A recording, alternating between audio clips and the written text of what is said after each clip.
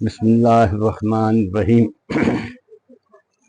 ناظرین السلام علیکم۔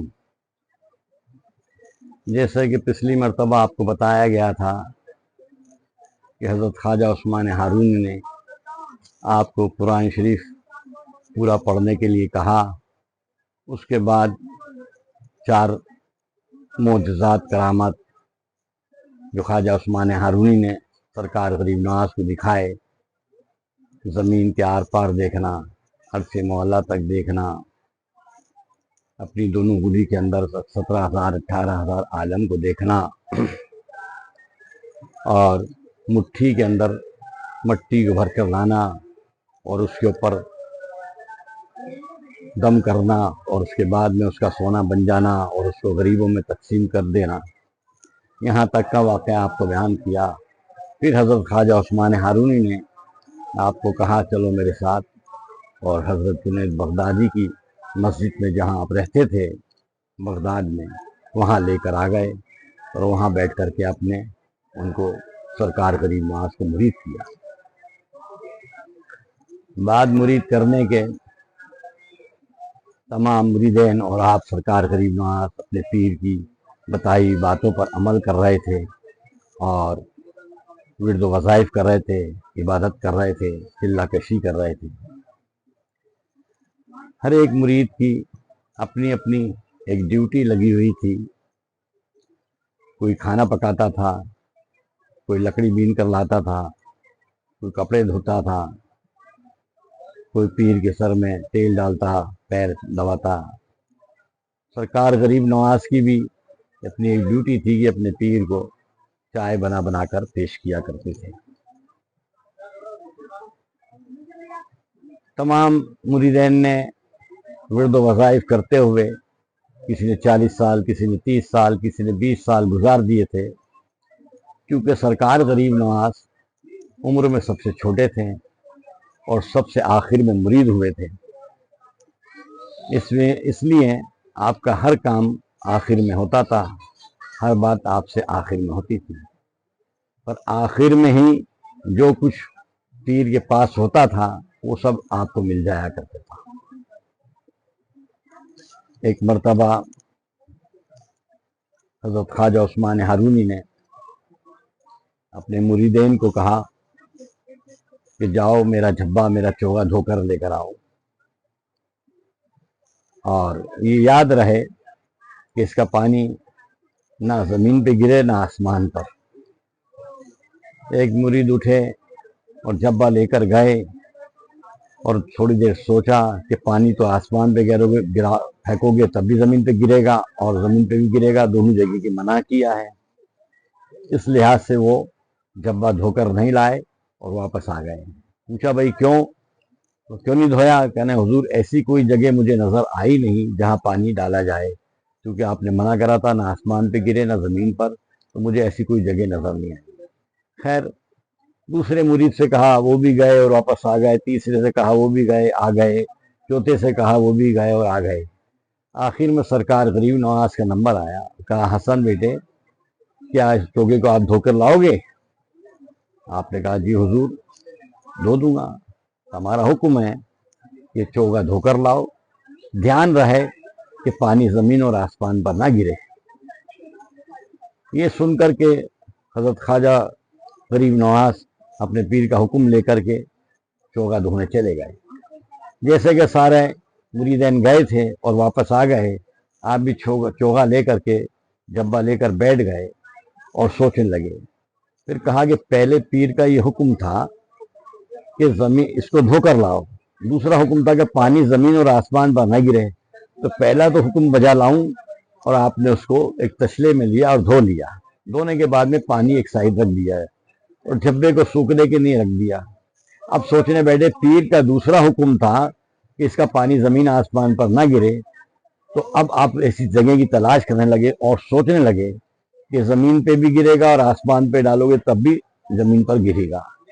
اس لحاظ سے آپ جو ہے سوچتے سوچتے وہ تشلا اٹھایا، وہ اٹھا کر پی لیا کہ پانی نہ زمین پہ گرے نہ آسمان پر، اور پانی پی لیا۔ پینے کے بعد میں جب بس سوکھ گیا، اپنے دے کر کے اپنے پیر کے پاس پیش ہوئے اور کہا حضور یہ جبہ دھو لیا ہے اور یہ آپ کی بارگاہ پیش ہے. تو سارے مریدین اور خلیفہ سب یہ دیکھ رہے تھے کہ ہم اتنے بڑی عمر کے اتنے عرصے دراز ہم نے خدمت انجام دی اور یہ ایک بچہ گیا اور دھو کر لے آیا. تو مسکرانے لگے, ہنسنے کی کنڈیشن میں آ گئے کہ اب یہ پانی کہاں پھینکا ہوگا. تو حضرت خواجہ عثمان ہارونی نے کہا بیٹا دھو کر تو لے کر آ گئے, پر میری دوسری ہدایت بھی یاد ہے کہ حضور بالکل یاد ہے. تو اس پانی کا کیا کیا؟ اتنے لوگ گئے, ان کو تو کوئی جگہ نظر آئی نہیں کہ پانی کہاں ڈالا جائے, آسمان پر یا زمین پر. زمین پہ گرے گا, آسمان پہ جائے گا نہیں. پر آپ کو ایسی کیا جگہ نظر آئی جہاں پر یہ پانی آپ نے ڈالا جو زمین اور آسمان پر نہیں گرا؟ تو آپ اٹھے, کھڑے ہوئے, پیر کے دست بوسی کری, قدم بوسی کری اور روزانے سامنے ہو کر بیٹھے اور آنکھوں سے آنسو نکل آئے. اور آپ نے کہا حضور آپ کا پہلا حکم تھا کہ میرا جھبا میرا چوگا دھوئیے, تو میں نے پہلا حکم آپ کا بجایا اور اس چوگے کو دھو لیا. اور اس کے بعد سوکھنے کے لیے رکھا اور پھر سوچنے بیٹھا زمین اور آسمان پر پانی جائے گا نہیں. پھر اس کے بعد میں یک میرے دل میں آیا آپ کے خیال سے, آپ کے تصور سے کہ پانی کیوں نہ پی لیا جائے. میں نے وہ پانی پی لیا. خواجہ عثمان ہارونی بڑے خوش ہوئے, مسکرائے. آپ کو تو معلوم تھا پہلے سے ہی کہ میرا یہ مرید یہ کرے گا, اور سارے مریدین شرمندہ ہوئے کہ ہم نے یہ کام کیوں نہیں کیا. خیر پھر عبادت چلتی رہی اور اس کے بعد میں لوگ عبادت مشغول رہے. اور ایک مرتبہ اور حضرت خواجہ عثمان ہارونی نے اپنے مریدوں سے کہا کہ بھائی آزمائش کا دور ہے, اتنے سال تم نے میرے بتائے ہوئے راستے پر چلے اور اللہ کی عبادت کی, ورد و وظائف کے چلہ کشی کی, تو اللہ تعالیٰ کے خزانے میں کوئی کمی تو ہے نہیں. تو اللہ تبارک و تعالیٰ نے تم لوگوں کو کچھ نہ کچھ روحانیت کشف و کرامات معجزات دیا ہوگا.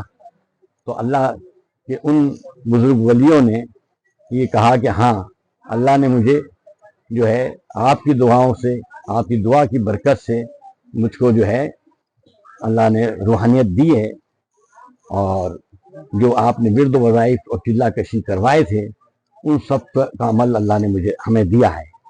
تو آپ نے بتائیے, ایک مرید کھڑے ہوئے اور کھڑے ہو کر بولے کہ حضرت آپ کی دعاؤں کی برکت سے اللہ تبارک و تعالیٰ نے ہمیں یہ روحانیت دی ہے کہ کوئی پرندہ اڑتا ہوا جائے اور ہم اس کی طرف دیکھیں تو وہ دھڑ سے نیچے گر جائے گا. آپ نے کہا بتائیے. ان بزرگ نے آنکھ اٹھا کر دیکھا, اڑتا ہوا پرندہ دھڑ سے نیچے گر گیا. دوسرے بزرگ کے کھڑے ہوئے کہ حضور آپ کی دعاؤں سے اللہ نے مجھے یہ قوت اور یہ نعمت بخشی ہے کہ میں کسی درخت کی طرف دیکھوں تو جل کر راکھ ہو جائے. تو آپ نے کہا بتائیے. جیسے انہوں نے درخت کی طرف دیکھا اور وہ جل کر راکھ ہو گیا. تیسرے بزرگ ہوئے, انہوں نے کہا اللہ نے مجھے آپ کی دعاؤں سے, آپ کی برکت سے, آپ کے بتائے ہوئے راستے پر چلنے پر, ورد و وظائف کرنے پر مجھے یہ قوت دی کہ میں کسی پہاڑ کی طرف دیکھوں تو پہاڑ روئی کے غالے کی طرح ہوا میں اڑنے لگ جائے. آپ نے فرمایا بتائیے. جب انہوں نے بتایا, دیکھا پہاڑ کی طرف, پہاڑ روئی کے غالے کی طرح ہوا میں اڑنے لگا. یہ اللہ کے ولیوں کی قوت تھی, روحانیت تھی, جس سے ان تینوں بزرگوں نے اپنی اپنی کرامت دکھائی. دیگر بزرگوں نے بھی اپنی کرامت دکھائی. آخر میں سرکار غریب نواز کا نمبر آیا. کہا بیٹا حسن, اللہ کے خزانے میں کمی نہیں ہے, تمہیں تھوڑا وقت ہوا ہے پر کچھ نہ کچھ تو اللہ تعالیٰ نے آپ کو بھی عطا فرمایا ہوگا. تو حضرت خواجہ غریب نواز نے فرمایا جی حضور آپ کی مہربانی, آپ کے بتائے ہوئے راستے پر چلنے پر, ورد و وظائف اللہ کشی کرنے پر مجھے اللہ نے یہ روحانیت عطا فرمائی ہے جو میرے جھولے میں ہے. خواجہ عثمان ہارونی کا بتائیے, نکالیے کیا ہے جھولے میں. تو آپ نے بسم اللہ الرحمن الرحیم کر کے اپنے جھولے سے تندوری روٹیاں گرم گرم نکال کر اپنے پیر کے سامنے پیش کی. حضرت خواجہ عثمان ہارونی نے وہ روٹیاں سب کی سب اپنے مریدین میں تقسیم کر دی اور کھائیں. سب نے پانی پیا اور اللہ کا شکر ادا کیا. حضرت خواجہ عثمان ہارونی نے کہا کہ بھئی سب کا پیٹ بھرا؟ جی بھرا۔ آپ لوگوں کو تو جو جو چیزیں اللہ تعالیٰ نے دی تھی، جو نعمتیں دی تھی، جو روحانیت دی تھی، ان روحانیتوں سے کیا کسی کو فیض ہوا، فائدہ پہنچا؟